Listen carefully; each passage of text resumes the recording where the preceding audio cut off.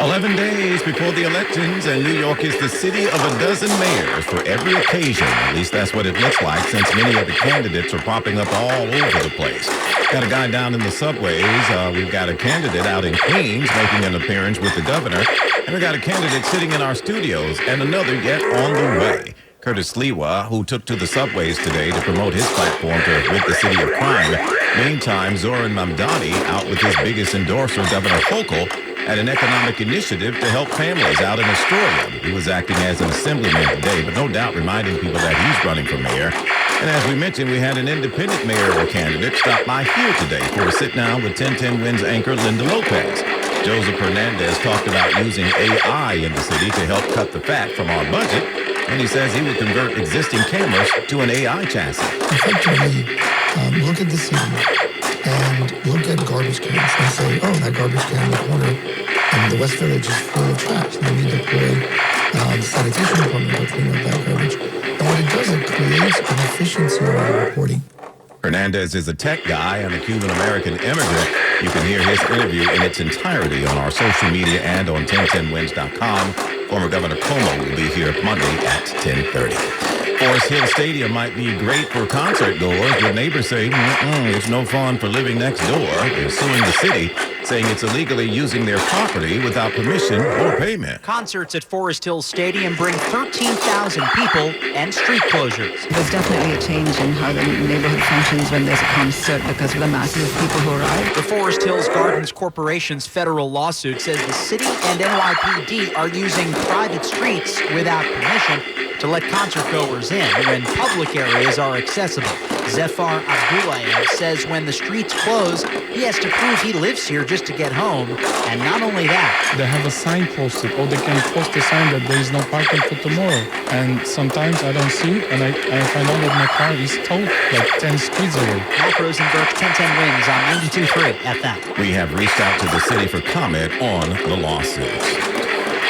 In other news, some tax relief is on the way for people living in New York's Mitchell-Lama houses. Governor Hochul was at Chelsea's Penn South today to announce tax cuts she's signing into law for residents of the state's affordable co-op housing program. Here we have to have a government that lives up to its responsibility to invest and care for its citizens. And that's why this village within a city, Penn South, is so special. Really special place here. Yeah, the law allows city officials to pass local property tax relief. Hochul says this builds on her recent budget, which automatically cuts taxes by 50% for the nearly 100,000 Mitchell-Lama households in the city. A Connecticut mother has been charged now with murder. This comes less than a week after the remains of her 12-year-old daughter were found in a storage bin outside of an abandoned home. 29-year-old Carla Garcia will be arraigned today. Several charges, including murder with special circumstances and conspiracy. She's charged alongside her boyfriend and sister in the child's death. Authorities say Jacqueline Mimi Torres Garcia suffered prolonged physical abuse and malnourishment before she was killed last fall. Her remains weren't recovered until last Wednesday. Investigators believe the girl's body was kept in the family's basement in Farmington and then removed when they relocated to New Britain. A guilty plea today from a Pennsylvania man charged with setting fire to Governor Josh Shapiro's residence while he and his family were asleep inside. Cody Bomer pleaded guilty to charges that include attempted murder, terrorism, and arson. It's hard for me to stand before you today and utter the words attempted murder when it's your own life. Governor Josh Shapiro says it's very difficult to explain this to his 4 children. He's been carrying with him an enormous sense of guilt. Guilt that doing this job that I love so much has put our children's lives at risk. Shapiro says the family is working through a feeling of vulnerability. He also says political violence discourages people from running for office. We need real accountability for acts of political violence. And today is real accountability. Balmer was sentenced to up to 50 years in prison. I'm Ed Donahue. Lingering clouds and breezy this evening, says AccuWeather. Tonight, partial clearing with a low of 53, and then tomorrow, sunshine and some clouds, breezy and much nicer. We'll get to a high of 66 degrees. I think the worst of it is over, folks, from this nor'easter. Right now, 60 degrees in Central Park. Well, the Gaza ceasefire could be in jeopardy. We're reading now. Israel accusing Hamas today of not holding up their end of the deal because they only released the remains of 4 deceased hostages out of the 24 believed to be held in Gaza. With that, Israel says it will cut the amount of aid coming into Gaza in half. Boy, here we go. President Trump returned to the U.S. today, meantime, a day after 20 living Israeli hostages and hundreds of Palestinian prisoners were freed. The president notably said yesterday that this was the hard phase, getting the hostages released, achieving this ceasefire, and that the next part, the rebuilding, would be easier. I think it'd be hard to find experts who will say that this next phase will be easy because there are a lot of complicated, very difficult questions right now in terms of disarming Hamas, making sure that that holds. How do you rebuild Gaza? How does that process play out? Who pays for it? And the security situation there as that process is playing out. As Karen Travers reported. And the world just lost a legendary singer, everybody. Grammy-winning R&B artist D'Angelo has died at the age of 51. This one is a shocker. I did not know about this. Somebody mentioned it in the newsroom maybe before it made it into the show. His family says in a statement that the singer, whose real name was Michael Eugene Archer, died today after a long battle with pancreatic cancer. D'Angelo was known for changing music as we knew it, blending hip-hop, soul, and gospel-rooted emotion into a sound that shaped the neo-soul movement of the 90s. Keeping it real, though, D'Angelo also made a lot of us fellas jealous and mad because of his famous video of this song with his shirt off. You remember that. Come on. How many folks walked around trying to be D'Angelo saying with the shirt off and got dissed? And we're told, boy, go put your shirt back on. We grieve, but we got to remember who he was. And we loved ourselves some D'Angelo, folks. Great musician, great talent, great singer.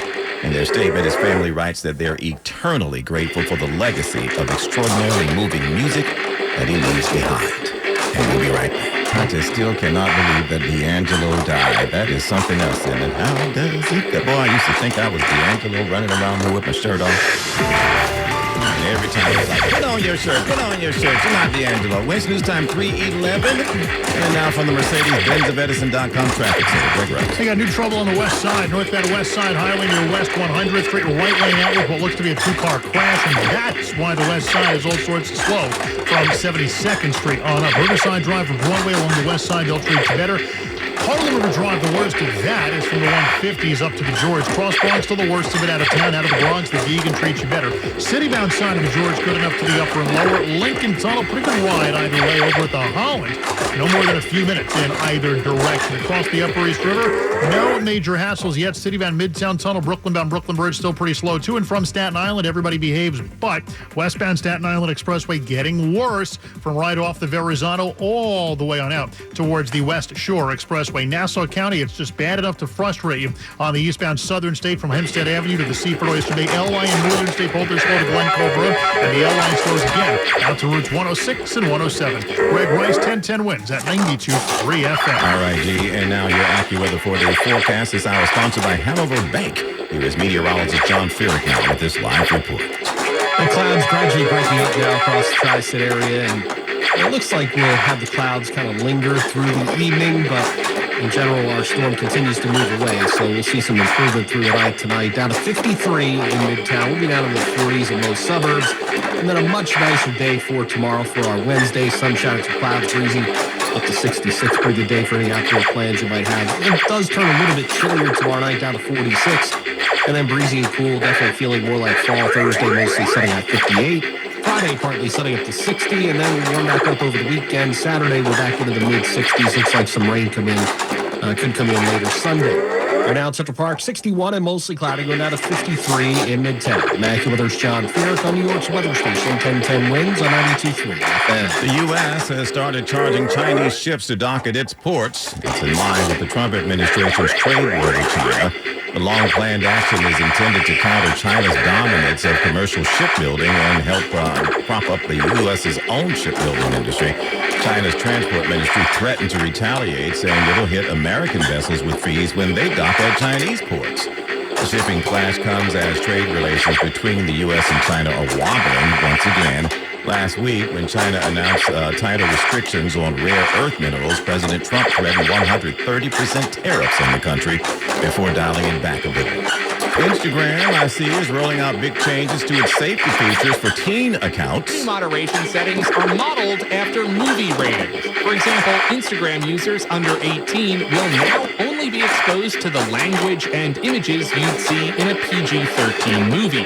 Instagram's Global Director of Public Policy, Tara Hopkins. We will never get to a point where no teen will ever see a piece of content that they wouldn't expect to see in a PG-13 movie, but we really are striving for teens to be able to have an experience on Instagram that a parent will understand to be a PG-13 experience. Mike Dabowski, ABC News. There's also a new social media trend that has police around the country worried. You heard about this AI homeless prank thing? Using AI, pranksters create fake images of a homeless person in their house, then send the photos to loved ones to make them upset. He just asked if he could use our shower. No, Some prank victims call police, who rush to the homes thinking there's a possible dangerous intruder. Seattle University criminal justice professor Jacqueline Helfgott worries someone's going to get hurt. If somebody makes a false report to police, it's a misdemeanor. If somebody gets harmed in the process, it's a felony. Michael Wallace, CBS News. Correspondent Michael Wallace there reporting on that AI prank that everybody's saying, don't do this. Scientists say they've managed to create what they're calling superwood. That's a new type of wood that has up to 10 times the strength to weight ratio of steel, with the added benefit of being up to 6 times lighter. It just hit the market from our company Invent Wood, appropriately named. It was founded by a material scientist at the University of Maryland who is now a professor at Yale and probably quite rich, having invented this. CNN says Liang Bing Hu set out to reinvent wood and has done some wild things, including making it transparent by removing a key component which gives wood its color. Hu tells the network, however, that his real goal was always to make wood stronger using cellulose, the main component of plant fiber. Across the pond, scientists have unearthed giant footprints dating back 166 million years. 200 massive footprints crisscross the limestone floor of a quarry in Oxfordshire, revealing the comings and goings of a long-necked sauropod, a cetiosaurus, and a smaller meat-eating megalosaurus. The largest prints are about 9 feet long each. The tracks stretch for more than 490 feet in what was once a warm, shallow tropical lagoon. Scientists at the University of Birmingham believe a storm blew through and deposited sediment on top of the footprints, preserving them for the ages. Deborah Rodriguez for 1010 Wins. Footprints actually first spotted by a farm worker who hit a series of bumps while he was driving an excavator, it says here. Smokers going after TJ's in court, saying Trader Joe's stole its copyright on sandwiches without the crust. Smuckers has sued Trader Joe's in federal court, accusing the grocery chain of mimicking its Uncrustable sandwiches. The lawsuit alleges that Trader Joe's competing round, crustless peanut butter and jelly sandwiches are too similar to Smucker's product design and packaging that it unlawfully copies its sandwich's round shape with crimped edges and imagery of a bitten sandwich revealing its filling. Trader Joe's just started selling them this summer. Smucker's says its Uncrustables products are fast on their way to being a billion-dollar brand. Mike Piper reporting, and we will be back with your headlines in a moment. 1010 Wins, we are moving at the speed of New York. All news, all the time. This is 1010 Wins at 92.3 FM. You give us 22 minutes, we'll give you the world. Response to 60 degrees and cloudy skies here at 320. I'm Larry Mullins, and here's what's happening. For the latest from the New York mayor's race, Zohran Mamdani is still the front runner, and he held court with the governor for the first time today since she endorsed him. Meantime, our Meet the Candidate series continues today with a visit from the independent candidate, Joseph Hernandez. The legal files, the man charged with killing a Queens couple in their home and then setting their house on fire back in court today. He's pleaded not guilty. The U.S. Supreme Court told Alex Jones he has to figure out a way to cough up $1.4 billion. That's the judgment levied against him in the Sandy Hook conspiracy and hoax claim he made. The court rejected his appeal. President Trump set to posthumously award Charlie Kirk the Presidential Medal of Freedom, the nation's highest civilian honor. Homeland Security Secretary Kristi Noem isn't fighting any takers for a message she once played at the nation's airports, blaming Democrats for the government shutdown. AccuWeather is partly clearing with a low of 55 degrees tonight. I think we got over that nor'easter hump. When's news time 321? Get you where you need to go this afternoon, Mr. Greg Rice. Now you got trouble getting you to the outbound George Washington Bridge. The northbound and west side near West 100th Street. Remnants of a crash in the right lane. That's why you're slow out of the 70s. Riverside Drive or Broadway, you're better east side of town. The northbound Harlem River Drive stands still out of the 140s. Deegan best out of the Bronx. Citybound George is good enough. Outbound stay with the lower level. Outbound upper deck on the Jersey side. You got a crash knocking out the right lane. Lincoln, pretty good ride into the city. Outbound Lincoln, an extra 15 to 20 minutes now from 11th and from 9th. Over at the Holland Tunnel, the outbound ride's fine. A couple of extra inbound minutes off the Skyway. Brooklyn bound Brooklyn Bridge, Citybound Midtown Tunnel, also a bit slow. The Cross Island all jammed up south to the L8. Stay with the Clearview instead, and on the eastbound side of the belt, bumper-to-bumper mess from the Van Wyck over to the Southern State Cross Island split, where you're dealing with a crash. Greg Rice, 1010 wins at 92.3 FM. And we are on the campaign trail with the people who think they'd be best at running New York as mayor. Zoran Mamdani was in Queens today with Governor Hochul on the economic initiative. It's the first time he has appeared with her since she gave him that huge endorsement. And then we had Curtis Sliwa down in the subways today saying we need more cops, because the crime rate isn't as low, he says, as City Hall would have you to believe. Julia Popper was with him. Asked why he thinks subway crime is an issue when the numbers have gone down. Well, you can follow the numbers, and I can follow the communities. Republican mayoral candidate Curtis Sliwa at the F train stop where over the weekend 2 people were assaulted. And he noted the repeat offender who brutally murdered a Brooklyn man at the J train stop. Both of my adversaries are for no cash bail. Both Zoran Mamdani and Andrew Cuomo, who want to continue that. He says to end the practice, he'd name and shame the DAs applying it and the lawmakers supporting it. Juliet Papa, 1010 wins on 92.3 FM. Oh, no, not the name shame game. We also got a visit here in studio from Joseph Hernandez. He's an independent running for mayor. And we'll sit down with our Linda Lopez in our Meet the Candidate live stream, making it clear the National Guard is not needed in New York, he says. But he says everything with President Trump is a negotiation. He says he's the best one suited to deal with that, and him. Everything's a negotiation. You can't have this hard stance come get me. I mean, it's ridiculous. It doesn't work. It's not going to work. I think, egos are at play, and the reality is the federal government has got a superiority over the cities. It's reality. Well, all the candidates will face their reality in 11 days when voters go to the polls. By the way, former Governor Cuomo will sit down with us on Monday at 10:30 a.m., part of our Meet the Candidates series. And once again, like all the others, the interview will be live streamed and saved on our website at 1010wins.com. Not guilty plea today in a Queens courtroom from the man charged with torturing and killing an older couple in their Melrose home. Maureen and Frank Olton's adult children and other family members listened in court as Assistant District Attorney John Esposito detailed the horrifying final hours of their lives. Their alleged killer, 42-year-old Jamil McGriff, stared straight ahead at the defense table, entering a plea of not guilty to a 50-count indictment. District Attorney Melinda Katz said it's an extremely gruesome case. Anytime there is a murder, there's a family that suffers. But to have 2 people in a house like this, and all the evidence that we have pointing to this defendant being the perpetrator. McGriff has been ordered held without bail.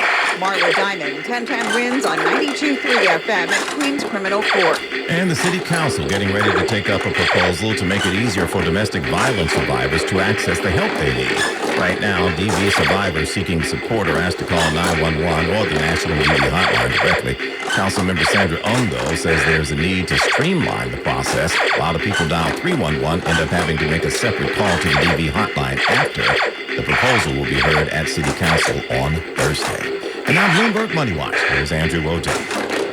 Small business owners who rushed to get goods from overseas before tariffs kicked in are now worried that their inventories are too high. The monthly sentiment index from the National Federation of Independent Business shows an unexpected decline on rising concern that customers, both households and other businesses, may scale back purchases amid economic worry, leaving them with warehouses of unsold stuff. Fewer than a quarter of business owners expect conditions to improve over the next 6 months. Wall Street's indexes remaining split, but the Nasdaq's loss is getting smaller right now, down 25 as the Dow rises 388, S&P 500 up 21. I'm Andrew O'Day, Bloomberg Money Watch on 1010 wins at 92.3 FM. 1010 wins. When I need to know. Gotta know what's happening in my city. I need it to stay on top of what is going on. Curated just right. 1010 wins. 92.3 FM. When's news time? 3:30. Good afternoon. I'm Lori Netton. The U.S. Supreme Court rejects an appeal from Alex Jones. Conspiracy theorist Alex Jones will not get a chance to go before the Supreme Court and appeal the $1.4 billion judgment against him over his description of the 2012 Sandy Hook Elementary School shooting in Connecticut as a hoax. 21st graders and 6 educators were killed. The Supreme Court on Tuesday rejecting Jones's appeal. The InfoWars host argued a Connecticut judge was wrong to find him liable for defamation and infliction of emotional distress without holding a trial over allegations by victims' relatives. Jones's lawyers told the justices the plaintiffs have no possible hope of collecting the entire judgment following Jones's bankruptcy. I'm Julie Walker. Wins News Time 3:31. Let's get you where you need to go. Here's Greg Rice. Big trouble on the northbound West Side Highway. Really only single file in the left lane for a little bit here, getting past West 100th Street because of a crash. It's an absolute mess on the northbound West Side Highway from the 60s now up towards West 100th Street. FDR slows to the Queensboro Bridge, and then the Harlem Drive messy out of the 130. Citybound George good enough out that upper level. As you get off the bridge into Jersey, they're getting rid of the crash, so that is some better news. Looking at the Lincoln Tunnel, pretty good ride in. Outbound Lincoln, an extra 15 to 20 from 11. Stay with 9. Got a half hour home at the Holland right now. And on the Jersey side, the New York Bay, the better play either way. Citybound Midtown Tunnel, Brooklyn bound Brooklyn Bridge, plenty of extra company right now. The Cross Island Parkway stays slow south from Francis Lewis Boulevard down to the LI. The Clearview's better. Belt eastbound bumper to bumper from the Van Wyck out towards the Cross Island Southern State Split. That is where an accident is waiting for you. Westbound side of the Staten Island Expressway loaded off of Highland Boulevard all the way out to the West Shore Expressway. Greg Rice, 1010 wins at 92.3 FM. Now let's get a check of your AccuWeather forecast. Here's meteorologist John Furek. The clouds are definitely hanging tough across the tri-state area, but the storm that we've been dealing with the last couple of days is finally moving away. Clouds will linger this evening, but we'll get some clearing out there through the night tonight. Down to 53 in Midtown, 40s in the suburbs. Tomorrow, much nicer. Sunshine, some clouds, and a breeze. We're up to 66 tomorrow afternoon. And then a front comes through. It will be a little bit chillier tomorrow night, down to 46, and then a breezy, cool autumn. Definitely feeling more like autumn on Thursday. Mostly sunny. The high 58. Friday, pretty much the same deal. Maybe a little bit less wind. Sunshine and some clouds up to 60. And then we'll warm back up a little bit over the weekend. Right now in Central Park, 61 and mostly cloudy. We're now to 53 in Midtown. I'm AccuWeather meteorologist John Furek on New York's weather station, 1010 winds and 92.3 FM. President Trump is honoring the late Charlie Kirk today. President Trump today will posthumously award Charlie Kirk the Presidential Medal of Freedom, the nation's highest civilian honor. Today would have been the conservative activist's 32nd birthday. President Trump has called Kirk a, quote, giant of his generation and promised a big event today. The assassin failed in his quest because Charlie's message has not been silenced. It now is bigger and better and stronger than ever before, and it's not even close.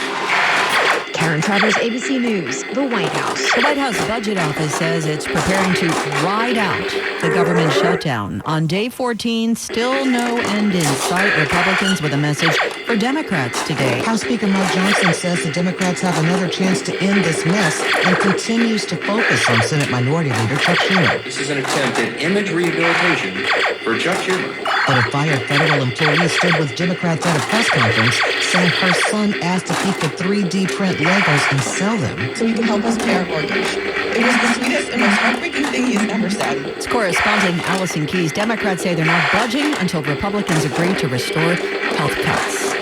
You will not be seeing a political message from Homeland Security Secretary Kristi Noem at the area airports, which will not play her video blaming Democrats for the government shutdown. Democrats in Congress refuse to fund the federal government.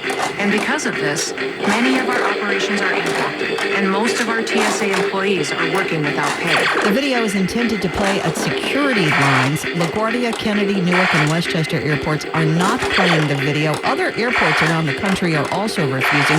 One official says the video apparently violates the Hatch Act, which prohibits use of public assets for political purposes and messaging.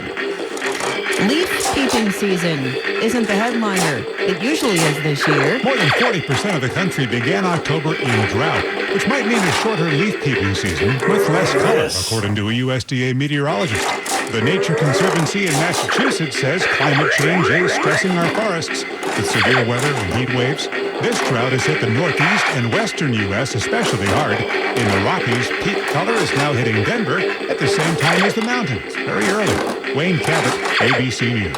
61 degrees now, cloudy here in the city. We are going down to 53 degrees tonight. So, what's happening at the Arconia tonight? So when you're back for season 5? Well, I think that depends on how much we're covering. That story's next. Now 1010 wins entertainment. We promise no spoilers here, but it is Ladies' Night on Only Murders in the Building in tonight's new episode. The series' leading actresses, including Selena Gomez and Meryl Streep, will be gathering around a blackjack table in the newly discovered basement casino at the Arconia. The Bachelor Mansion's getting a makeover courtesy of former contestants. It's almost like a dream that I'm here in the mansion. Like the mansion. 12 former Bachelor contestants will be in the mansion. They will be renovating the mansion in HGTV's Bachelor Mansion Takeover. It won't make your commute any easier, but it sure will sound better. Make the switch to All News 92.3 FM, powered by 1010 Wins. The News Watch never stops. This is 1010 Wins at 92.3 FM. You give us 22 minutes, we'll give you the world. Good afternoon. 61 degrees at 3:40. I'm Lori Metten, and here's what's happening.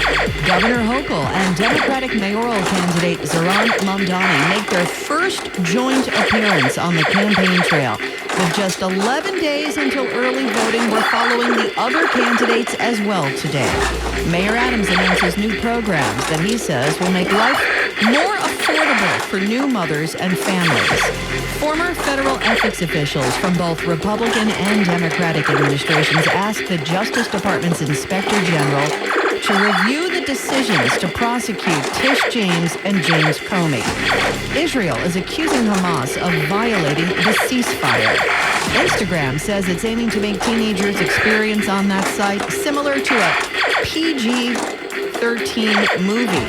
1010 Wins AccuWeather says clearing tonight, low 53, sunshine, nice tomorrow, high 66. Wins News Time 341 from the Mercedes-Benz of Edison.com Traffic Center. Let's get you where you need to go. Here's Greg Rice. Oh, yeah, trouble on the northbound West Side Highway near West 100th Street. The right lane still out with a crash. There's an ambulance, but not a tow truck, so we're not done.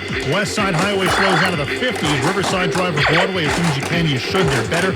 East Side northbound FDR slows to the Queensboro again to Gracie Mansion. And then the Harlem River Drive with an absolute mess now out of the 130s.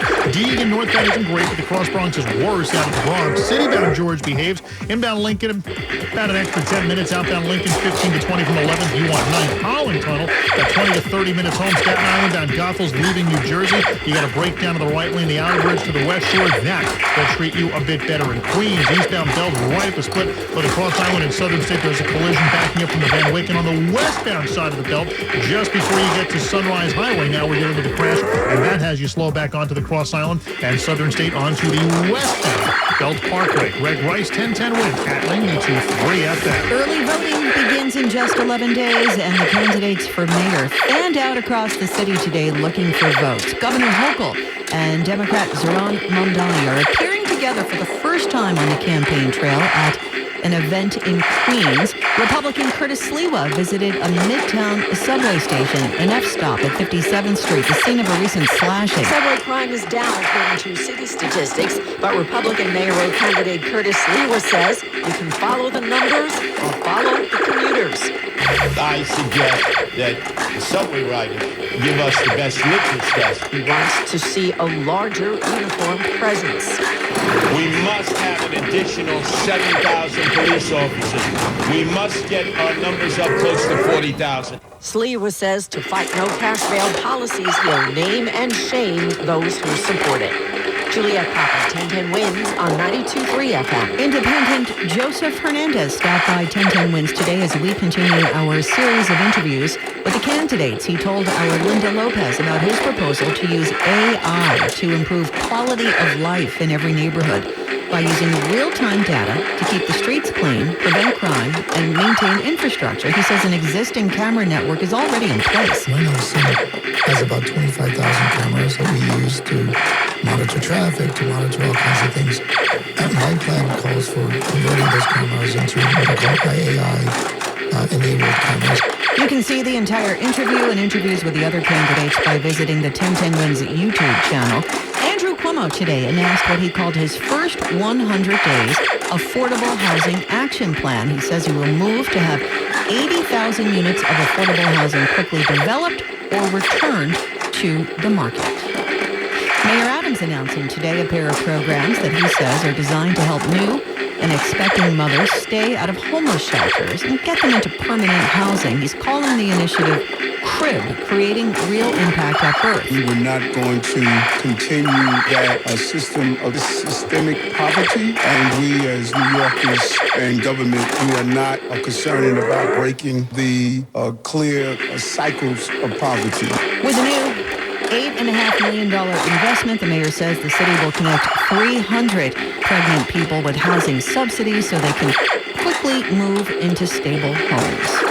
Residents in Forest Hills would like to hear the sounds of silence, and not from someone doing a Simon & Garfunkel cover at the nearby stadium. They're filing a federal lawsuit against the city. Residents with the Forest Hills Gardens Corporation say the city is illegally using their private streets to allow thousands of concert goers in. Zephyr Abdullayev says it's a nightmare. They let down the street, and every day they have a new security, so they don't recognize us. Noise, loitering, disruption, people are unable to get in and out of their homes. Attorney Catherine Rosenfeld is representing the residents. They do not have a license to use the property. They are not paying for the property. The lawsuit also says the NYPD directed the public onto private property. This is akin to having Madison Square Garden or the Barclays Center, sitting next to your front door. Matt Rosenberg, 1010 Wins on 92.3 FM. Former federal ethics officials from both sides of the aisle want the Justice Department's watchdog to look into President Trump's newly appointed U.S. attorney in the Eastern District of Virginia and some recent investigations. In a letter obtained by CBS News, ethics officials who worked in the Obama and George W. Bush administrations urged a formal review of interim U.S. Attorney Lindsay Halligan's decision to prosecute James Comey and Letitia James. They tell the acting Justice Department Inspector General that Halligan pursued the indictments to fulfill President Trump's long-standing personal vendetta against them. It goes on to say we're facing a turning point in our democracy and some of the most egregious examples of vindictive and meritless prosecution that our nation has ever seen. Correspondent Steve Kathan. California has banned the sale of new Glock handguns. Glock's new design allows owners to modify the guns using a small piece of plastic known as a Glock switch to turn the handguns into fully automatic weapons. Deborah Grimes lost her son when he was shot 7 times with a modified Glock in a Sacramento nightclub. That Glock switch was a killing machine. The new law bans the new Glocks and any other handguns with similar designs. It does not ban the sale of used Glocks. Gun store owner 84. There's still millions of Glocks on the streets. If criminals want them, they're going to keep them. It's correspondent Michael Wallace. President Trump is threatening to pull assistance for Argentina if the nation's internal politics don't go Trump's way in its upcoming elections. The president is hosting the leader of Argentina at the White House today, following the $20 billion U.S. bailout of Argentina. President Javier Milei has supporters among U.S. conservatives after making dramatic cuts to state spending. He and Mr. Trump have built a relationship, turning the cash-strapped country into one of the Trump administration's closest allies. Israel is accusing Hamas of violating the ceasefire, saying the group has been slow to release the remains of dead hostages. In the lead up to this peace agreement to get the hostages released and achieve that ceasefire this week, you saw several countries come out in support of Palestinian statehood and recognize a Palestinian state. And the White House and the president said that that was not a move that they were going to make because they felt it was a reward for Hamas at this point in this process. But now, of course, we're entering what the president has said is now the phase 2, which will be very complicated negotiations. Correspondent Karen Travers. In light of the ceasefire, the organizers of Eurovision have postponed a vote on whether Israel can take part in the music competition next year. An emergency meeting was scheduled for next month on the matter after broadcasters from several member states, including Ireland and Spain, had called for a boycott to protest Israel's military campaign in Gaza. Instead of next month's vote, organizers say they will discuss Israel's participation at their regular Winter General Assembly in December. A new study finds that satellites in Earth's orbit are leaking secrets. Researchers at 2 universities spent $800 on an off-the-shelf satellite receiver.